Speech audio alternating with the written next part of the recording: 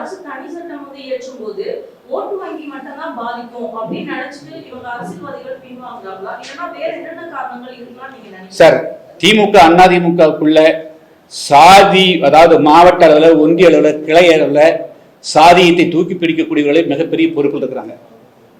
அவர்களை மீறி தலைமைகள் எதுவும் பேச முடியறதில்லை தான் சார் பெருசு. கிளை செயலாளராக ஜாதிவாதியாக்குறான், ஒன்றிய செயலாளர் ஜாதி வரியாக்குறான். உதாரணத்துக்கு உங்ககிட்ட நான் பிற விஷயங்கள் பேசுறேன். 2014 திமுகவோட வந்து நான் நாடாளுமன்ற கூட்டணி இருந்தேன். 2016 சட்டமன்ற தேர்தலில் இருந்தேன். 2019 அதிமுக இருந்தோம். ஒரு மாவட்ட செயலர் அன்னைக்கு வந்து கருப்புசாமி பாண்டியன் 2014 இருந்தார். ஒரு நாள் அந்த மாவட்ட செயலர் எங்கூட வந்து அவங்க ஊருக்கு கூட்டிட்டு போகல. தெரியுமா உங்களுக்கு? அதை கலைஞர் சொன்ன பிறகு அவர் நீக்கிறார். இதே மாதிரிதான் வந்து 2019 நாடாளுமன்ற தேர்தலில் தச்சராஜன் வந்து மாவட்ட செயலர் இருந்தான். அவன் வரமாட்டேன் கூட அந்த அளவுக்கு பாகுபாடு பார்க்கறாங்க.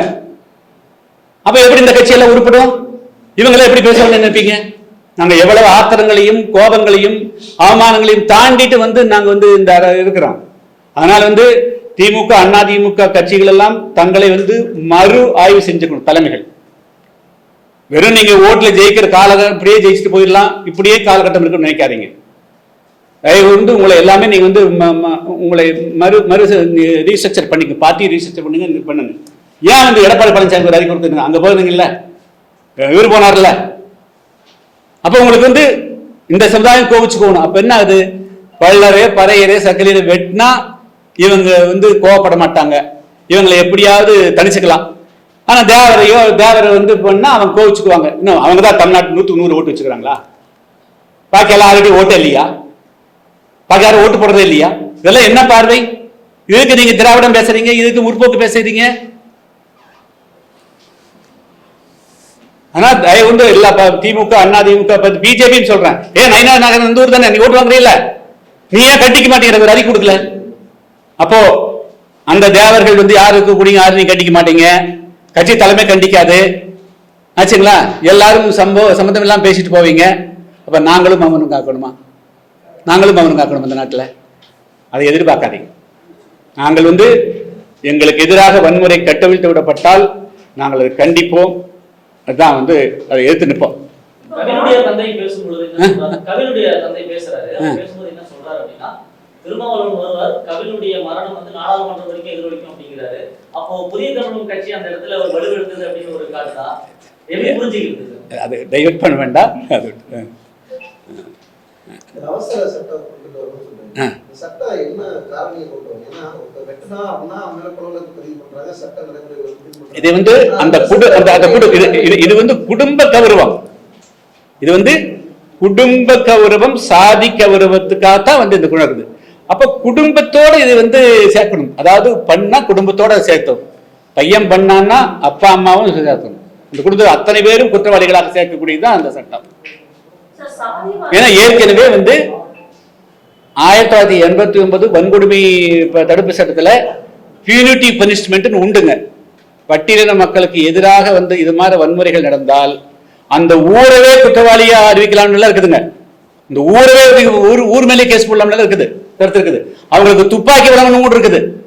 அது தெரியுமா உங்களுக்கு? 1989 SC/ST ஆக்ட், அட்ராசிட்டி ஆக்ட் படி அவருடைய பாதுகாப்புக்காக துப்பாக்கி வழங்குவதற்கு கூட சரத்து இருக்குது.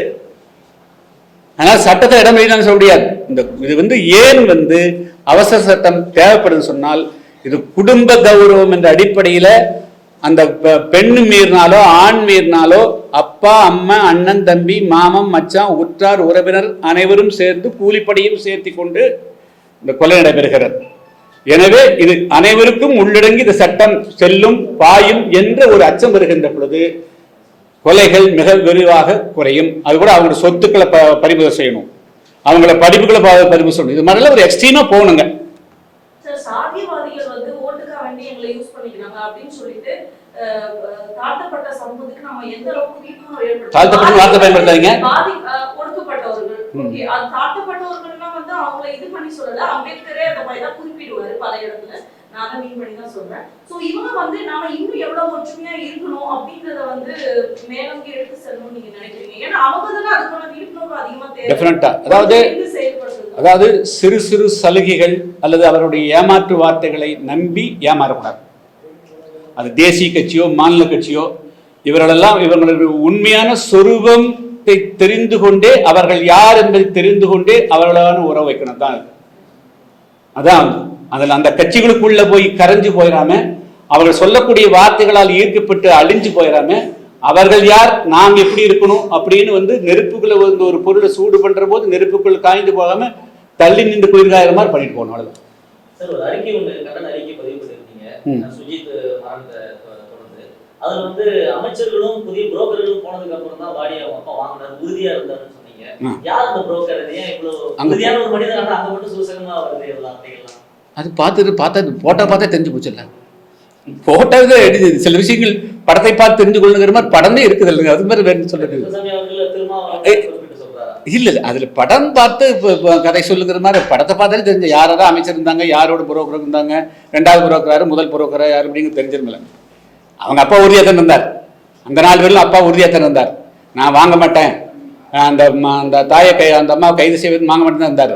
போய் எல்லாரும் சுற்றி குட்டி போன மாதிரி சுற்றி வந்து நாங்கள் பார்த்துக்கிறோம். நாங்கள் இவங்க என்ன பார்ப்பாங்க? இவங்க என்ன பார்ப்பாங்க? எத்தனை நாள் பார்த்துருக்குறாங்க? எந்த விளக்கில் பார்த்துருக்குறாங்க? அன்னைக்கு வந்து இந்த மந்திரி அமைச்சரை கூல் பண்றது அல்லது அவங்ககிட்ட சில சலுகைகள் எதிர்பார்த்து அந்த பாடி அங்கிருந்து பாடி வண்டியா தான் செயல்படுறாங்க. தவிர என்னது, இங்கிருந்து போனவர்கள் நாங்கள் உங்களோடு நிற்போம், அதோட ஒரே வரி வந்திருக்கணும். உங்களோடு ஆரை பார்க்கணும். நீங்க அமைச்சரோட போய் பாருங்க. அமைச்சருக்கு உங்களுக்கு என்ன சம்மந்தம் இருக்குது? நீங்க தனி கட்சி தான் நடத்துறீங்க, தனி இயக்கம் தான் நடத்துறீங்க. அவங்களோட உட்காந்து நீங்க பேச வேண்டிய அவசியம் வந்தது. நான் மக்களை சந்திக்கிறோம், அவருடைய கோரிக்கை அவர் பேசுறார், அவர் பேசுறது நியாயம் இருக்கும். நாங்க இவங்களுக்காக போராடுறோம், அப்படி ஒன்றும் போராடலையே. செய்திகளை உடனுக்குடன் தெரிந்து கொள்ள கீழ்கண்ட கேபிள் மற்றும் டிடிஹெச் நெட்வொர்க்குகளில் எம்நாடு செய்தி தொலைக்காட்சியை காணுங்கள். பாதகம் செய்பவரை கண்டால் நாம் பயம் கொள்ளலாகாது பாப்பா. மோதி மிதித்து விடு பாப்பா, அவர் முகத்தில் உமிழ்ந்து விடு பாப்பா. அண்மை செய்திகளை உடனுக்குடன் தெரிந்து கொள்ள இணைந்திருங்கள் எம்நாடு தொலைக்காட்சியுடன்.